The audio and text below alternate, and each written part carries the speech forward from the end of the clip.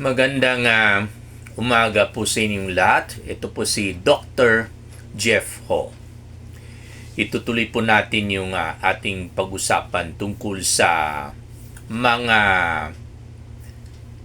kalokohan, mga kasakiman, mga katarantaduhan, if I may say so, na ginawa ng mga kriminal na inchik galing sa China na kasama at kasabwat at may approval po yan sa itong masamang gobyerno nila, walang iba kundi yung CCP, Chinese Communist Party. At pasensya na po kung medyo expound ko po yung binanggit ko po tungkol sa yung pag-greet ninyo ng Kung Hei Fat Choi sa Chinese New Year. Alam po ninyo, ang dami pong Pilipino, hindi po nila naintindihan kung anong ibig sabihin ng Kung Hei Fat Choi. Okay? Pag tinatanong ko po sila, ang sagot naman po nila, ang ibig sabihin ng Kung Hei Fat Choi, Dok, ano yan? Happy New Year! Ano ba yan? Greet ng greet kayo hindi naman ninyo naintindihan kung anong ginigreet po ninyo. Actually, ang Chinese po sa Chinese New Year, ang Chinese, ang Fukien ng Happy New Year ay Sini Kuai Lok. Ayan. Hindi Kung Hei Fat Choi. Ang Sini is New Year. Kuai Lok is happy. Okay, yun po ang Happy New Year. Okay? Pagdating sa Kung Hei Fat Choi, in Fukien language ay Kyong Hee Huat Tsai. Kyong Hee meaning wishing you. Pwede rin congratulations, Kyong Hee, Kyong Hee. Okay? Pero sa okasyon ay wishing you. Fat Choi or Huat Tsai, meaning to say, sa pag-asenso mo. Okay? Sa English, prosperity and abundance.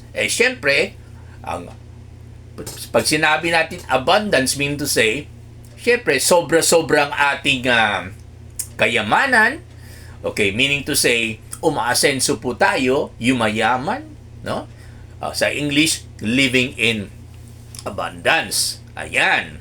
So, ang tanong ko lang po ay, kayo po mga Pilipino, living under the poverty line or just a little above the poverty line, lalo yung mga minimum wage workers na nagtitiis po sa minimum na sahod na minsan po kulang po para sa kanilang pamilya. Ang tanong ko lang po, paano po kayo makagreet ng wishing you prosperity and abundance?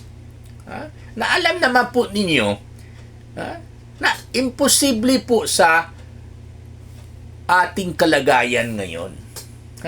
Dahil po sa ang batas po ay talagang hindi po pumapabor sa mga mahihirap, no? Okay? Lalo mga Pilipino in general. Okay?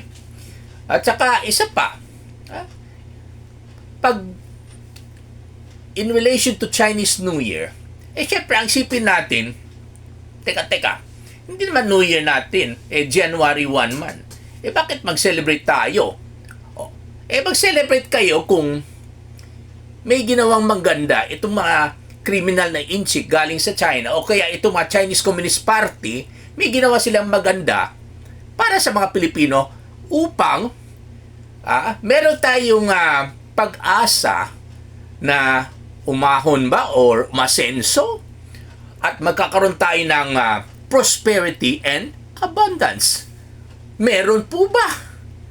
Kaya po mukhang hindi po sapat tayo mag-greet ng Kung Hei Fat Choi, lalo na sa Chinese na New Year na hindi po atin ang New Year. Lalo na kung puro mga masama ang ginawa ng Chinese Communist Party at ang kanilang mga criminal Chinese nationals na tinapon nila dito at tinutuloy po nila ang kanilang illegal activities at our expense. Ibig sabihin, ang ginamit nila na resources ay yung atin. At kumita sila at yung pera galing sa Pilipino, yung mina galing sa Pilipino, yung kahoy or lumber galing sa Pilipino, yung illegal mining, illegal gambling, illegal logging, yung isda na kinuha nila sa ating dagat, galing sa Pilipino yan, kasi sa ating teritoryo yan, yung kinikita nila ay hindi po nananatili dito sa Pilipinas, pinapadala po nila sa boss nila. Sino boss nila? Chinese drug lord, Chinese general, yung mga matataas na ranggo sa Chinese Communist Party. Paano tayo magiging fat choy? Or paano tayo aasenso niyan? Okay? Nabawasan yung ating kayamanan dito sa Pilipinas. At bawat Pilipino lalong naghihirap sa ginagawa ng itong kriminal na inchik galing sa kriminal na China na namuno, okay, ng yung kriminal na Chinese Communist Party. So mukhang hindi po tama tayo mag-greet ng Kung Hei Fat Choy, lalo na hindi po tama mag-celebrate po tayo ng Chinese New Year. Tinapon nila yung mga shabu dito. Ginawa, made in China, tinapon dito. O kaya, tinapon din na dito ang mga criminal na inchik para gumawa ng shabu dito. Ano nangyari sa mga Pilipino? Nagiging drug addict. Paano sila magkaroon ng fat choy or living in abundance? Sila ang umaasenso, yumayaman, kumikita sa droga na ginawa nila dito at binibenta nila sa mga Pilipino. Kaya po wag tayong medyo medyo konting deviation sa ating topic. Kaya po hindi tayo magpapasalamat sa kanila kung meron silang dinonate through grant. Okay? Meron silang dinonate na tulay sa atin. Maraming nagpapasalamat sa China yung tungkol sa Bukana Bridge dito sa Davao City. Pero sa totoo lang, saan galing yung pera? Ibig sabihin, wow! Napaka-generous naman itong Chinese Communist Party mag-donate ng tulay sa atin. Oh, come on! Nang aapi itong CCP sa kanilang mga kapwa inchik doon sa China. Sila ang yumayaman, pero mga tao nila naghihirap. At magdodonate pa sa atin? Anong sadya nila? Para lokohin nila mga Pilipino, okay? Kasama dyan ang mga taga Davao na mabait kuno sila. Na sa totoo lang, yung pera na ginamit nila sa pagpatayo ng tulay na dinonate daw sa atin, ay yung pera ay galing po sa kanilang kalokohan at ang number one dyan ay walang iba kundi yung pagbebenta ng shabu dito. Okay, anyway, balik na naman tayo sa yung paano tayo maka-fatchoy, no? Paano maka-fatchoy ang mga Pilipino. Now, yung ninakaw nila ng mina sa atin, yung illegal mining, bago lang na balita, no? Okay? Ginawa ng itong illegal mining ng Chinese nationals, no? Doon sa Bukidnon. Okay. Sino yung mayaman dyan? Syempre, yung kinita nila sa mining, pinapadala sa China. Sino nag-utos din? Walang iba kundi gobyerno nila. Tapos sasabihin ninyo, kung hey fat choy, sino nag-fat choy? Ang inchik sa China o ang Pilipino dito sa Pilipinas? Okay? So, yung pagnanakaw ng teritoryo sa atin, paano tayo living in abundance niyan? Nabawasan nga teritoryo. Abundance kayo dyan. Fatsoy pa ka na fatsoy kayo dyan. Ano ba yan? Ha? Kaya intindihin muna ninyo anong ibig sabihin ng fatsoy at kung nangyayari ba talaga dito sa Pilipinas. Ha? Okay? Lalo na kung, malaking kinlaman dito ang mga masamang inchik at ang kanilang masamang gobyerno, Chinese Communist Party. Okay? At yung binabastos ng mga ngingisda, okay? Pinipigilan na mangingisda sa ating teritoryo mismo.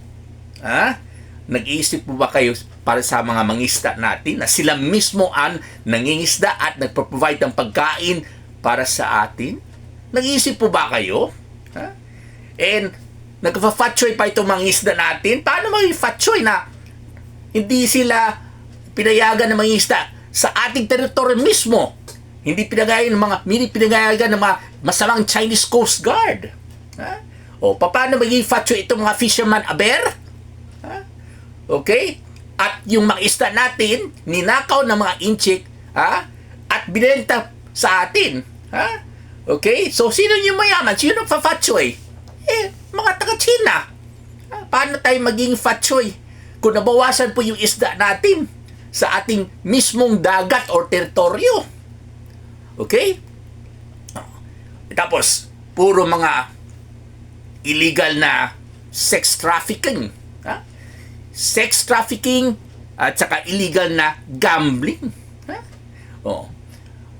Paano maging abundance yan? Nabawasan po yung moralidad natin dito sa Pilipinas Dito nila ginawa ang kalokohan. Kasabwat ng mga, siyempre, Pilipino na opisyales. Kaya nabawasan po yung ating moralidad. At kung meron pong nadagdagan, okay, in abundance, ay walang iba kundi ang immoralidad. Ayun. Okay, kaya alam po ninyo, ang ginawa ng China sa atin po ay napakasakit. Okay? Dahil dito po ay talagang dumudugo po yung Pilipinong puso natin at kumukulo po yung ating inchik na dugo. Okay? So, in English, what the evil Chinese did to us really makes my Filipino heart bleed and my Chinese blood boil. Maraming salamat po.